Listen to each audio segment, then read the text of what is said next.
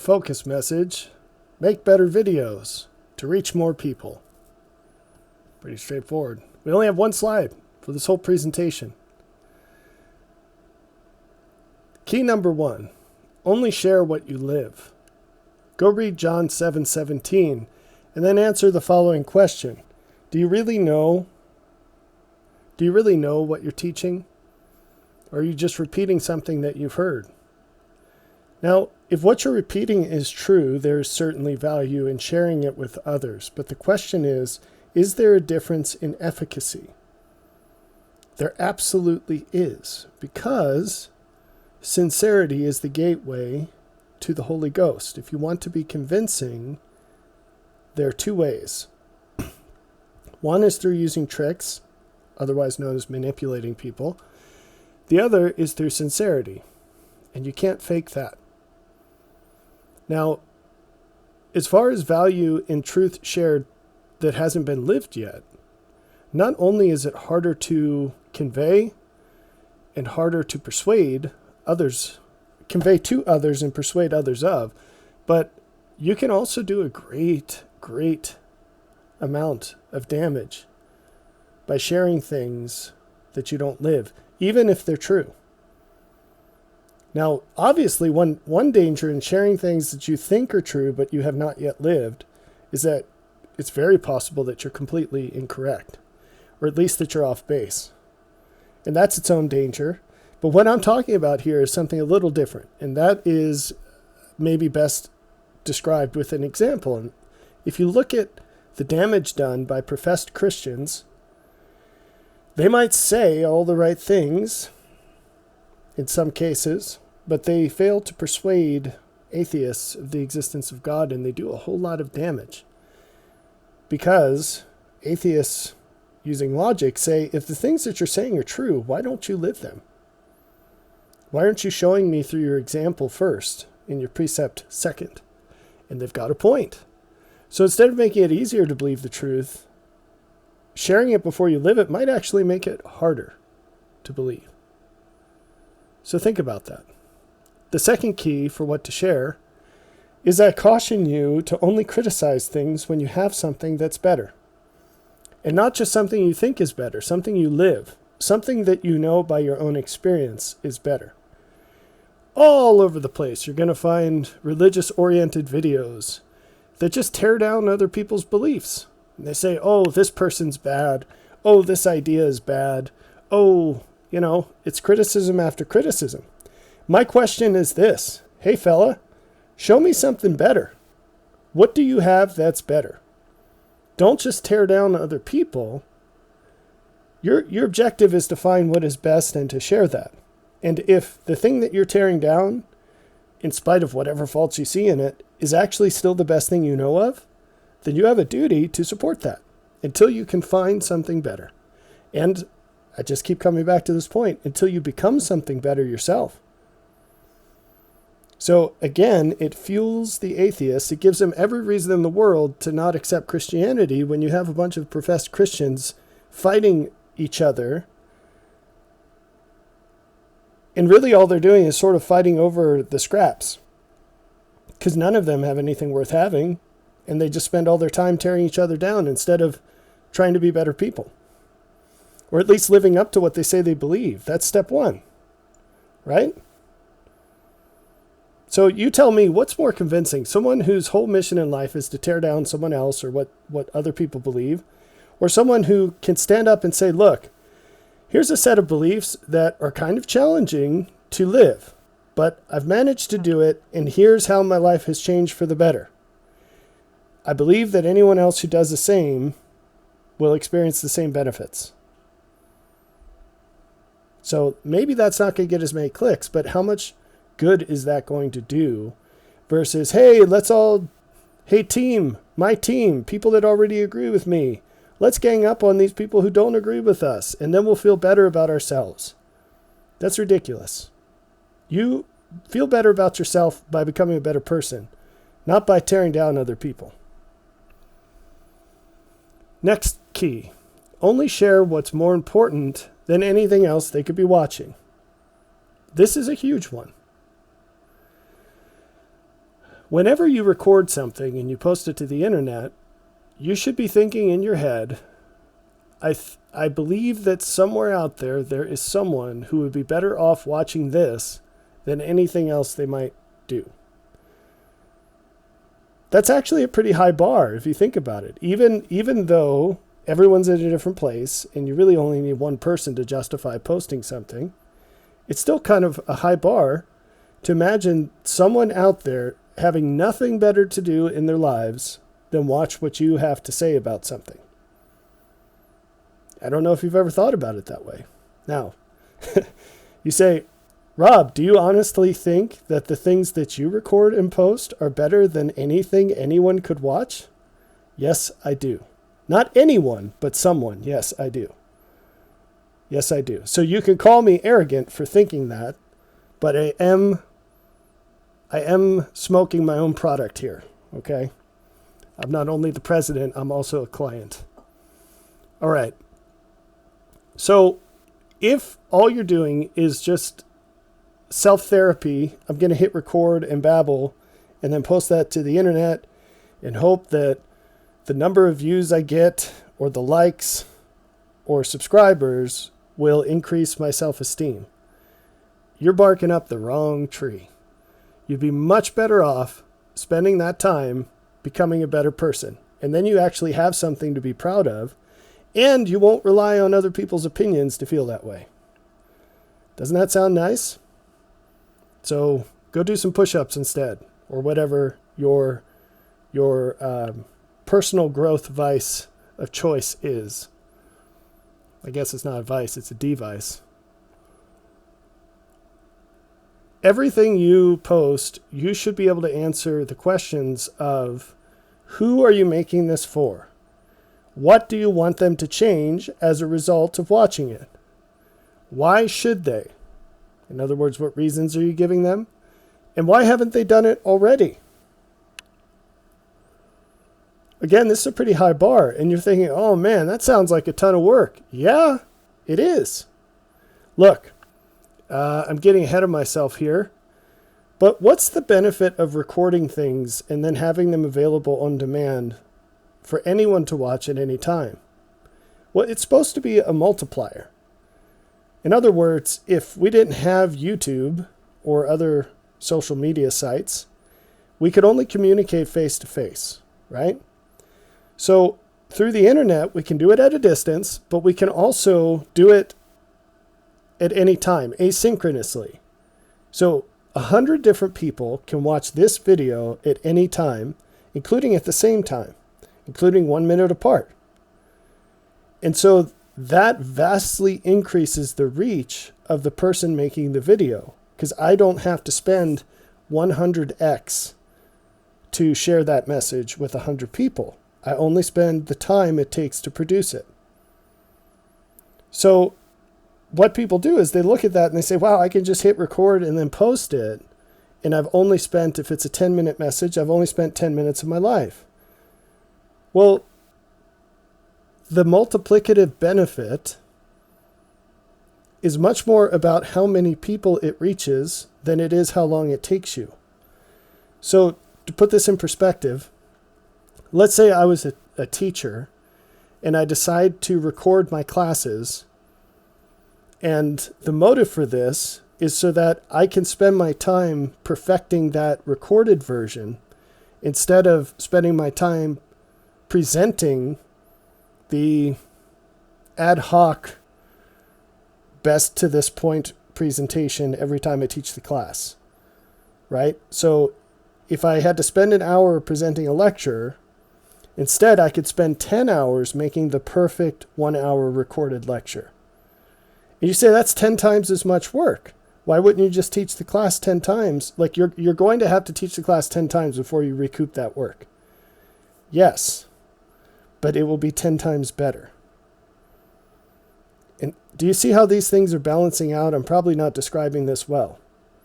If all you're doing is what you would do anyway, face to face, you're absolutely wasting this platform.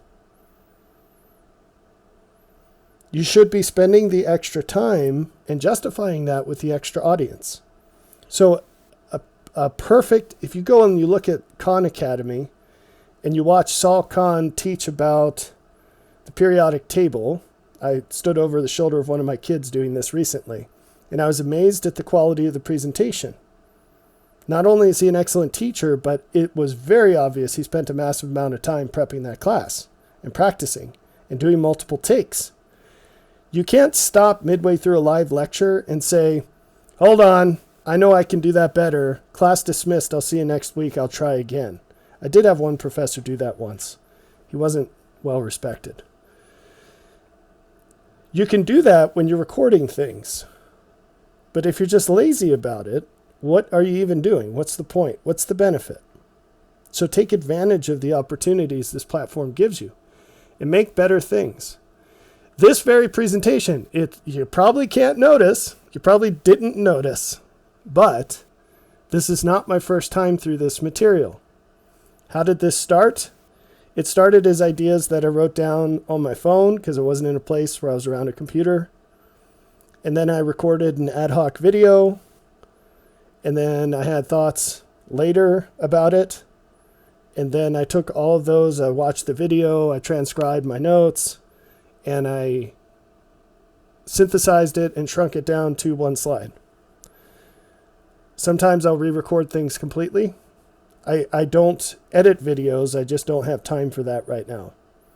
So I don't do takes and then stitch them together. But I will trash a presentation if it's not up to standard and do it again if it's worth it.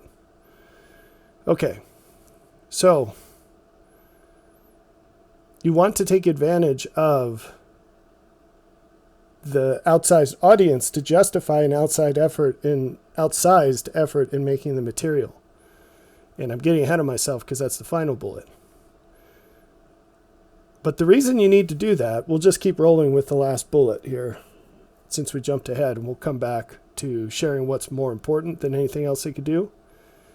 The reason you want to dump so much effort into this is because people have expectations for what is valuable. They're not correct, but those expectations, they make a window. And if your content isn't inside that window, they are not going to view it. They will not give you the opportunity to be valuable.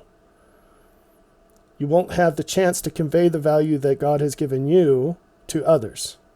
You have to tango. It takes two to tango. You have to work at the intersection of their expectations and your content. Do you understand that? That's the window. So, if you're going to deviate from that, make it intentional in a way that's meant to teach that something or grab their attention or be part of your brand.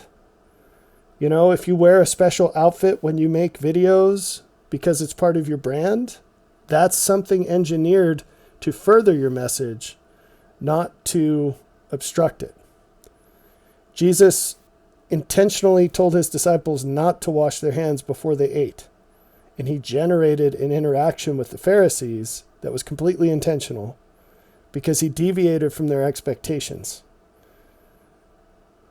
But if you do this unintentionally, all you're doing is obstructing your own message. So hopefully that makes sense. As a rule of thumb, it should take you at a bare minimum twice as much time to produce something as it does for someone to watch it. At a bare minimum. Now, what you spend that time doing, there are all sorts of options. But you might find you actually spend 10 times as much time making something than it takes to watch it. So when you start editing videos and doing lighting and all these other things, that's going to take a lot of time. But it also might just be spending the time writing up and thinking about what you're going to say or taking multiple takes and editing the video. Those are all options. And so here's a step-by-step pathway to transition from extemporaneous videos, just saying whatever the heck you think, into more useful videos. Step one is just keep doing what you're doing. But add a second step where instead of hitting publish, you watch the video. Maybe you transcribe it. And then as you're going, or even as you're recording the video, When you say something and you think to yourself, I could say that better, don't stop recording. Just say it again. Just say it again. And then if you wanted to, you could go back and edit the video and cut out the first time you say it. Or another way of doing this is don't even do a video. Just get an app, and there are a lot of them, and they're free. There are free ones that converts your speech to text. I mean, you can just open your email app on your phone and hit dictate and start talking and email it to yourself. You know, it doesn't have to be grammatically correct or punctuated, just stream of consciousness. And then you can go back and edit that. You're going to find that like 50% of what you say, you can go without saying. It doesn't really help the message. You're going to think of a few additional things to pop in there. Going back to the first example of continuing to record as you do and just keep rolling, but say things again in a different way. You can also watch that after making it and identify those moments where you need something more and reshoot those and put them in. Or you might take the whole thing and decide to reshoot the whole thing after you take some notes and change it up and think of ways you could be better. So you may find yourself, as you're going through this, saying, what is this video really about? What am I trying to get across? Who am I trying to reach? Why? What do I want them to change? What reasons am I giving? Are there better reasons? What counter arguments are they going to be thinking as I say these things? Let me address that. Why haven't they done this already? Can I address those issues? And even if the resulting content is very short, this is not an argument that everything has to be long. Even if it's 20 seconds or 2 minutes, all these principles still apply. In fact, you could argue that they're even more important because you only have a little slice of time. Now again, you're going to be thinking, man, that sounds like a lot of work. Yes, it is. Excellence takes a lot of work. And it's not always apparent. When you hear a really good speech, you don't realize that that person has practiced that speech 100 times. They've been working on it for 6 months. It's not like they just show up and bust it out. Some people can do that, but it takes a level of skill that far exceeds what most people can do. And usually, even then, it's only people who have worked in a very, very narrow field. Because that level of optimization, you can't generalize with that. Okay, let's pop back and then we'll close this out. We'll pop back to this, only share what's more important than anything else they could be watching. Now, I've already gone over the point of what are they going to change, why, and why haven't they done it. But here's my answer to, that sounds really hard. Yes, it is hard. Do you know why it's hard for something to be better than anything else they could be doing? Because who's your competition?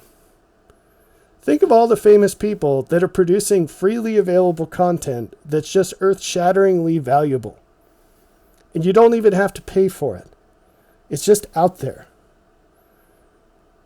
And they do all the work for you even. So you could have this whiz-bang, awesome book that every person should read, nonfiction. And let's say it's 350 pages. Odds are that the author has given a summary talk of that book 100 times, and you can go out and watch 10 of those, pick one, and any one of those talks will actually be better than reading the book. And it will take you 1/15 of the time.